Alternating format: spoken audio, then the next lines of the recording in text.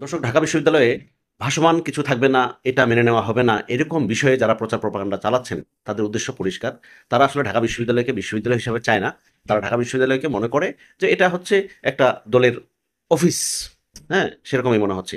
কারণ একটা বিষয় ক্লিয়ার, এই যে ভাসমান কিছু না থাকলে আপনার বহিরাগতদের অনুপ্রবেশ ঠেকানো গেলে আলটিমেটলি কাদের লাভ কাদের ক্ষতি, এটা কিন্তু ক্লিয়ার।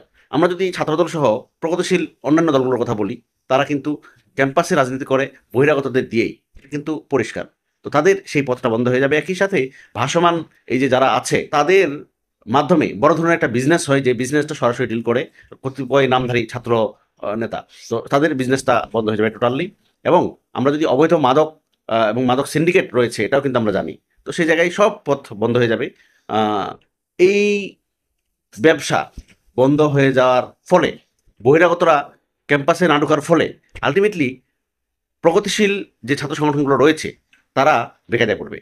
এই জন্যই মূলত ঢাকা বিশ্ববিদ্যালয়ে তারা চাচ্ছে না কোনোভাবেই যে ভাসমান দোকান টোকান থেকে শুরু করে যা আছে এগুলো বন্ধ করা হোক। তা যদি এগুলো থাকে তাহলে তো ভাই ঢাকা বিশ্ববিদ্যালয় আর ঢাকা বিশ্ববিদ্যালয় থাকলো না। ঢাকা বিশ্ববিদ্যালয়ের র্যাঙ্কিংয়ে কীভাবে আপগ্রেড করবে আপনি বলেন আমাকে। তো এইসব গণ্ডমুখির মতো যারা কথা বলেন যে ভাসমান মুক্ত করা যাবে না, তাহলে তারা বোকার স্বর্গে বাস করছেন এবং তারা আসলে মূর্খ। তাদের শিক্ষা নিয়ে আমার প্রশ্ন আছে।